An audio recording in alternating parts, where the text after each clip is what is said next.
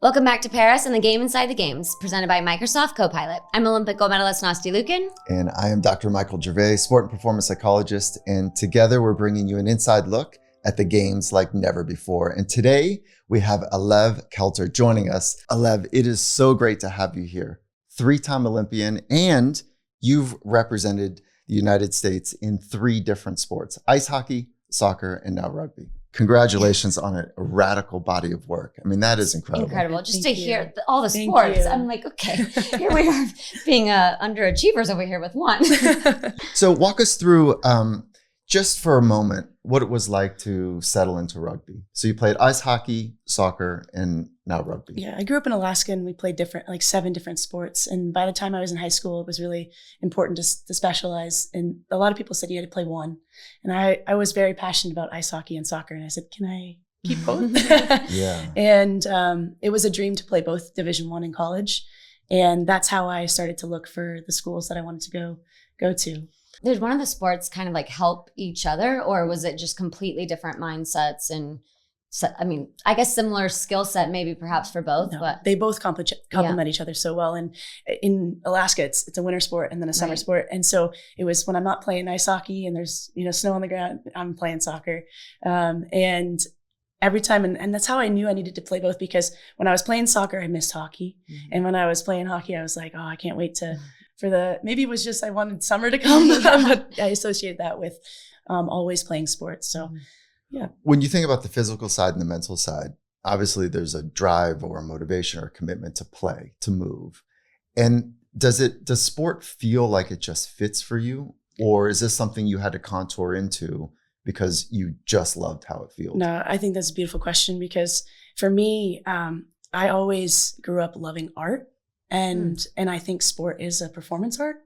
And I think that when you learn how to draw, you learn different perspectives, and you have a horizon line, and everything goes from that horizon line. And you have 3-point, 2-point perspective, and then you can start to bring things 3D. And I really think sport creates a beautiful canvas for everybody to find their medium, to express themselves.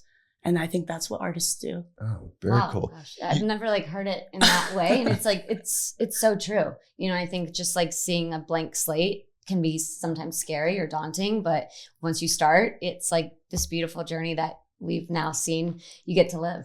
Do you feel like gold medal, multiple medals, do you feel like sport was an art for you as well? Or because I know you were so analytical, and there was I haven't heard you talk about it. Is that something that? Well, I've never heard it that way. And I love that, because I think painting a picture essentially is like an overused kind of phrase. But I think that, I think I was a little more like almost trying to be too perfect. Whereas an artist, you don't have to necessarily be perfect. When you try to be too perfect, it can not really turn into the best thing. But I think, I've never heard it that way. If you think about really cool. But you think about different types of artwork, you have pointillism, which is very detailed art that makes this beautiful thing. And that's kind of my interpretation of your discipline is, and then you have the expressionistic, you have the cubist, you can fit anything into it, right? So, also we're in the heart of it here in Paris. So it's just it's been so inspirational. Yeah, it's so beautiful. I've just never heard it. And it's I love that. At what point did you feel like sport became artistic for you?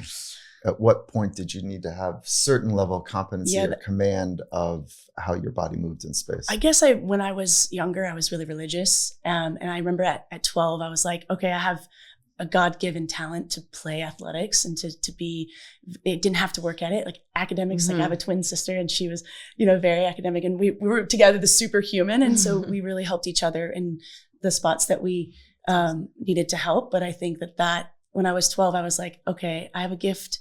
I want to use this gift and I want to give it away. And I think by spiritually that's helped, and that has since transitioned to just being, this is a part of who I am, and how can I bring this to every day and give back. The idea that you have a gift and you wanted to give it away, where did that come from? I can't exactly remember the moment, but I do remember when my mother was raising us, she really instilled in us this belief that we can be anything and to have self-confidence. And then there was also that you were this dynamic student and then an athlete. And I think part of that was you give your gift and then you also get back what you give. And if you work hard in school, you get, to play. And so for me, when I was in college, I realized if I gave of myself, that I wasn't, I think again, it was like the very religious part of it was, give of yourself and then you're going to get twofold in return. And I think that had a lot to do with like my faith growing up. Okay. So mom said you can be anything, and she instilled she's that the biggest idea. cheerleader. Yeah. And did you have that same seed that was watered from a young age? Yeah. I think it was more so for me because both my parents were gymnasts. They didn't really want me to do gymnastics. They wanted me to do something that I loved. And so luckily or unluckily for them, it was gymnastics. And it was, if you want to do this, please have at it. Like, we'll be here to help you and guide you, but it has to come from within. Yeah. It has to be something that you love. Yeah. And I think that's passion. And I think Absolutely. I can really date back passion to my grandma. And she came over from America, from Turkey. And she was supposed to be, fixed marriages were very appropriate in Turkey at that time. And she went to America because she was in love, and she followed love and she followed her passion. And I think that's where the strength of the woman, like, then she went into London School of Economics, she got educated, and so that's where my mom gets her belief in herself, saying you can be anything you want if you follow your passion. So I don't want to lose the thread on how mom did that. I do want to understand that, but I want to follow this idea that you're connected to your heritage. Yeah. There's a lineage that is something that comes forward in rugby more than maybe any other sport. Is that an influence from rugby, or is that an influence from your family? I would say probably from my family. And I was, rugby found me. And so for me, it was like, I was asked by the Olympic coach to come try rugby because of my athletic abilities. We can take an athlete and teach them rugby. And this was the era of the crossover athlete. And so I think they believed in me. They saw, the coach had a vision of what these skill sets could bring. And do you think that like the coach believing in you, like, made you believe in yourself more? Well, I had never touched a rugby ball before. And he's like, come out, we have plenty in California. Yeah. So I was like, all right, I'm freezing in Alaska. I would love a trip to California. Who wouldn't? Yeah. So you were up for it. Like, you were up to try it. And that was like shortly after I had been released from the Olympic ice hockey team. And so the worst they could say is no. Right. And I had to overcome that. And so this next bit was that a thing? It was. Being released? Yeah. Yeah. So at that point I had, been kind of a superstar and everything, and maybe no real roadblocks that I had come up against. And how old were you at that point? I was 18. So 18, you met your first heartbreak? Yeah. Yeah. I was like, heartbreak at that point. Fully depressed, like in a way that I had failed everyone. Yeah. Oh, yeah. So I was this like is the double-edged sword of heritage and lineage that. Yes. That I was representing them. I had this, and now, my mom taking me to practice at 4 a.m. It's just on a cycle of how much, hockey's expensive. And it's like, how could I let that slip? Put so much into it, and you kind of almost a lot like of shame after that too. Yeah. So. And how'd you work through that? Well, I remember snowboarding in Alaska. I was finally released from not released from the Wisconsin athletics, but you sign your life away saying you're not going to get injured. And so I'm on this mountain, and I remember wanting to snowboard it with abandon, like just hit every jump. It's fresh powder. And I tried this backflip, and I was alone. And I don't usually snowboard alone, but I had to like recoup in Alaska and do this on my own. And I remember not landing that backflip and being face first in the snow and being like, I can just stay here. It was pretty, and nobody in my mind, what was telling me was that nobody would care. Nobody would notice. And I had this epiphany at this moment, like, I'm a twin. And I was like, Daria would have landed that backflip. She would have been down back at the lodge, up the gondola, and that I had a sense of, I can't leave her. I have a responsibility to be her twin and to not leave her. And that kickstarted into this moment of, she always says, to someone, you're a twin, like, who's older? And she's older. Of course, I'd always feel less than in that conversation. And so I realized that moment, I'm no less of a human because I came out second. And I'm no less of a human because that no happened, that I didn't make that Olympic team. And so, yeah, I got up slightly cold and went down to the lodge and the rest was history. So what's happening here? I don't know. It's just like, Yeah. I feel like we've all maybe have, felt that in a way, and just like to hear you, landed on my face, not in the snow, but like face first. And yeah, it's just like a moment of realness, and I think like seeing you and your teammates this week, celebrate such like an iconic moment in the Olympic movement was incredible. But it's like those moments that, I didn't know about, we all don't know about, but I always say like literally fall on your face or figuratively. And it's for sure. Yeah. And so it's just, thank you for sharing that. And I think that, I think, as Olympic athletes, rightfully so, are put on a pedestal and, are heroes, and again, rightfully so. But I think it's the moments like that you just shared that are just so important, because it's the relatability of it all of, not everybody is going to be on a pedestal literally or figuratively and, have an Olympic medal and equally, just proud of you and your teammates. But I think it's the other moments that just, are the ones that will, somebody hopefully watching, maybe feeling that same way, will be inspired by you and in your story. So thank you for sharing that. Yeah. Nobody that I know that has really gone for it in life hasn't had the shadow side to be part of their life as well. And the incredible courage to do that is what I want to celebrate, right? Like to go for it means you really go for it in a lot of different ways, not just tackling or whatever it might be that your sport requires. Purpose is what moved you through that moment. 100%. So the purpose to be a great sister. Yeah. The purpose to be part of a community. And can you translate how purpose has showed up for your rugby team as well? And how either the team and or yourself have carried purpose into the Paris Games? I remember after that moment getting an opportunity to go try out rugby for the first time. And I was so surprised, but I was greeted with the biggest open arms you can imagine. And there was an innocence of competition. Like, I love you genuinely for who you are, and I want you to learn rugby. And I didn't experience that at the highest level of soccer, and I didn't experience that at the highest level of hockey. And for me, it was like these women were so empowering. They're like, I want to teach you everything. And they did. They taught me everything, knowing that I might take a spot on that Olympic roster. And that to me was selfless. That to me was like, those are the people I want to hang around.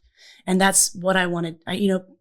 It was the openness to being heartbroken, and then the willingness to be loved into that community that brought me to rugby, and that kept me there. So we talk a lot about that, in gymnastics. It's such an individual sport, but also a team sport. But you just kind of mentioned, the willingness for somebody to help you and possibly take that spot. Like, how were you able to navigate that? And vice versa, I think, for them, of knowing, because that's what I tried to convince him, that we truly do want the best for each other, and we're competing against each other. Absolutely, because you truly want the best for one another. No, you don't want the best. You said you want to beat her. Well, I want the best. I want to do my best, and I want the best. I want for her to do her best. And yet it's so hard to sometimes navigate that of, supporting somebody that technically you're trying to get, a spot, and it might knock somebody else out. But that's in life as well. It happens. And I think that was a testament to our leadership. Our coach was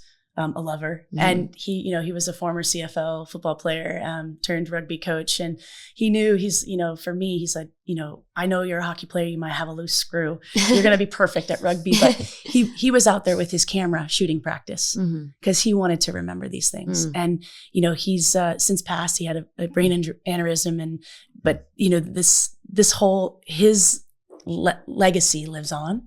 And this is bigger than you. And you will help each other because, again, it's this gift idea. You have a gift, you're going to give it away, and this team is going to be blessed by it. My God, this is great coaching in so many ways, right? When you think your team has a phrase, "Hi, women." Yes. Can you talk about that? Yeah, absolutely. So we needed to change the culture. So that was the first time I entered rugby, and then the Olympics happened. We've had 2 cycles, and we've lost sight of kind of the ethos of the game, which is integrity and inclusion. And so we wanted to really redefine ourselves, and we knew that there were some things lacking culturally. And so we're going to redefine ourselves. And so we picked this song. It's called "Hi Women," and it's about all the women that have come before us that maybe have not been recognized. And we broke down the song as a team, and we presented the high women that inspire us. And so we in turn acknowledge that we're role models, we're high women, and we know each other's high women. What makes you tick? What's your why? Those things were diligently, slid into our meetings, and The song slid in. The high women inspirations. Yeah, we right. presented it to one another, and then So wait, I want to be concrete. You presented to your teammates who your high women so we are. broke down the song, and we're like, Yeah. we can totally relate. This is the women who in the song, and I would love for you to go back and listen to it, but Sure. it talks about doctors and women who in times that were just never recognized, and then it also talks about what's the legacy that we're going to leave and how we're going to leave the jersey better than it. So we, took it upon ourselves to say, Right. this song resonates with us. We want to be this. And then we want to inspire others and be high women for other people. And when we need to come back to, when we're not doing well, we'll come back to, I know you're a high woman, and I know what makes you go. It's rad. Yeah. And how many women are in the total squad? So there's 23 23. that trained with us full time in this residency.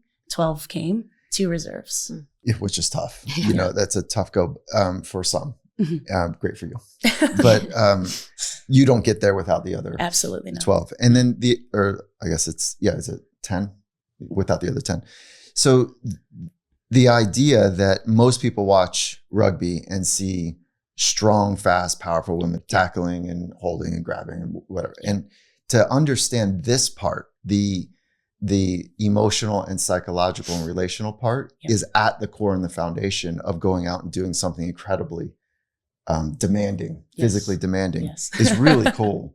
And then you've also mentioned that your team has 5 values that you work from. Part of that came from the inspiration of we need something to fall back on and hold each other accountable, because there was a lot of finger pointing sometimes previously. And so we said to take accountability, we want to make sure that we can all come back to these 5 values. And that was agreed upon by the whole team as we chose these 5 values. And so we can really buy into this.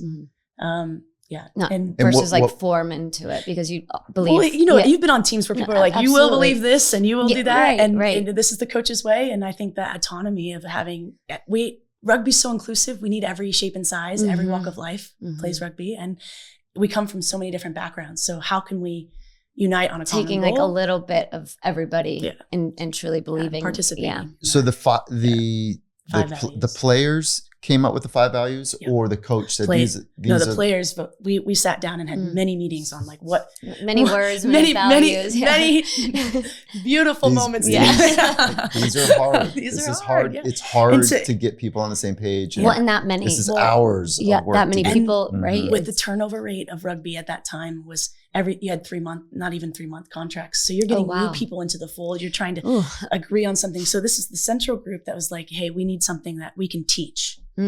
Yeah. We can say this is us and buy into it and say this is our way. So their love, resilience, selflessness, work ethic, and courage. How did selflessness show up in this tournament for you? Yeah, it gives me chills thinking about it. But we have rugby. Rugby sevens is different type of rugby than the traditional 15 against 15. 15s aside is 2 40-minute halves, and sevens is, you guessed it, 7 2 7-minute halves, and it's on a full-size rugby pitch. So there's a lot of open space. There's a lot of ability to be evasive, and you need to play different positions. So in rugby 15s, you have a set specific, play or you have a role. In sevens, you have to play a lot of different roles. And so in that bronze medal game, Alona Mar said to me, you've played center, the center role. Then she asked me to pull out of the prop position, go into center. And she said, do your thing, do your thing. And so for me, that is a selfless act of saying, let's do what the team needs at this moment. And, shortly after scored that she first. gave you her position. Yes. And asked me to kind of, step into that role to get the points on the board for our team. Yeah. Okay. Yeah. So why did she do that? I think for me, there's an acknowledgement that I've had 10 years of history in that position. Yeah. And, like I said, you're playing every position, you need to do everything. And so it could also be, there's a moment where, she's also a very strong player. And so in that moment, she was more confident in the propping position. We have a strong platform. And is a prop when you gather when you're in the scrum, you're propping up your hookers. So that's right. What you're called. Yeah. Her strength is to draw two players in, and then give the ball and find the open space. That's usually when you have a lot of field. Mm-hmm. We were close to the try line, and my super strength is evasiveness, beating people one-on-one, having that conversation, that confrontation. And that's more of a center. And that's at that moment we were close and we needed that 1v1. Very cool. So she had the larger picture. She understood what you were great at, even though you hadn't shown it. And that comes back to she knew also what inspires me, what's our why, those things. So did you light up when she said that? I was on. You're I'm trying to keep my, myself together, but I was like, yes, feel like you. And play it out. How did it work out? How did that play or sequence of plays work out? Yeah, so the scrum half, we had a great, strong scrum platform. The scrum half gave it to me. I had two defenders. I stiff-armed one defender, did a little sidestep, and then scored the try about 5 feet from the sticks. So, and in rugby, you kick from where you score. So I'm also the kicker, was able to score those 2 points. So it's 7-7, so to tie the game. Wow. And which game was this? This is our bronze medal game. Okay. So let's go. I'm not sure anyone would have missed the last 10 seconds of your game. I think it's gone viral. Rightfully so. Right. So let's go to the last 10 seconds of the game. Set the entire scenario up and walk us through where you were, what happened, and what that was like. So we're playing Australia, who was number one in the tournament going into this Olympics. Okay, so hold on. Let's just start. I'm going to interrupt you here for a few times to pull on it. I've been part of 2 bronze medal moments. This is the hardest game at the games. I would agree. Right? I would agree. Winner You've just takes been medal. Gutted. You just lost a match. Yeah. Both teams have. And so I was going to say, because in gymnastics, we don't have, pool play. Yeah. You don't so knock around. kind of explain why is it the hardest? Yeah, go ahead. Okay. So in your quarterfinal game, you have to, so we won the quarterfinal game against GB, and then Great Britain. Yes. And then you lose your semifinal. And that's the highest you can play is now for third.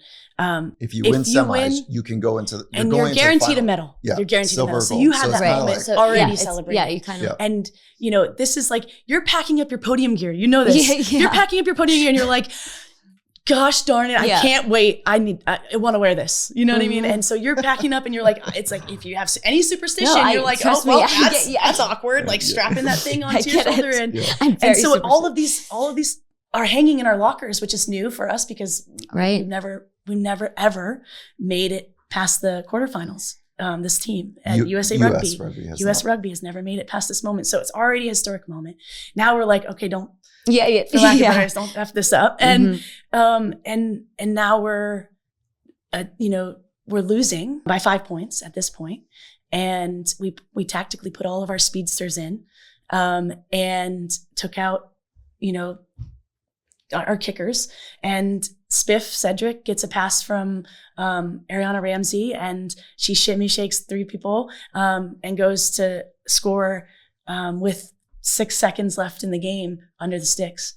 And she scores. And she scores the try, which is 5 points. 5 points. So now we're tied. We're tied. You're tied at this point. We're tied. And now everyone on the sideline, was where I was at, is Why is Alev not in there? Why is our kicker not in there? And everyone is looking like Elena Olsen's off, Alev Kelter's off, Kayla Kinnett's off. Okay, we have Lauren Doyle, we have Christy Kershey who played soccer, so we know she can kick, but the rugby ball, you have to bounce it and then kick it. Mm-hmm. So it's a specific type of skill. And Spiff turns around and drops her own drop kick and scores the conversions under the sticks for us to win by 2. So is she like a bring it to me? I've got it. Like, then she'll tell you. She'd be the first to tell you. She's, we are the one that's hyping her. Like it's one thing that she knows is that, confidence is something that she can work on, and we are her rock. And so, but when she came into the locker room, she's like, guys, I visualized taking that kick. I visualized doing it. And we're like, honestly, we were like, Spiff. Yeah. Spiff. Like she's one of our fastest players. This was after the game? After the game. She's one of our fastest players. We know she can score under the stick. She does it a lot. And to break free from tackles, she's evasive. She's very slippery. And so we knew that was something. But then for her to turn around and take that kick when time is ticking down. To do it like without the time. Yeah, and of course I'm like, you're too close, you're too close, you're too close. Okay, take a step back, but it's the visualizing aspect to it is like, I so believe in that. And who knew that and we're like, thank you. Yeah, finally. Well, thank you for what? Thank you for stepping up to the occasion. Yeah. Mm-hmm. Thank you for believing in yourself in that moment. And thank you for doing all the private, quiet, alone work. Yes, which she has done. Yeah. Like that is what goes into being a great teammate is all the work you do so you can show up well for others when it's hard to show up for them. Yeah. When there's some sort of demanding the environment or you're flooded with emotions, that you can fall back on your psychological, emotional, technical, tactical capabilities to deliver. Yes. And so she did the lonely work, the alone work. Yeah. And we talk a lot about, those emotions are the doubt's going to come. Mm-hmm. It's going to come and you can't really, it's the action that you have to take. And so that was cool that every single person took that right action that game. I want to come full circle, go back to mom for just a moment. This idea, if you could speak to the parent that's watching or listening, what would you hope a parent could say that, borrowing what your mom said multiple times, I'm not sure the exact phrases or how she did it, but this idea that you can be anything, this idea that there's so much inside of you. Yeah.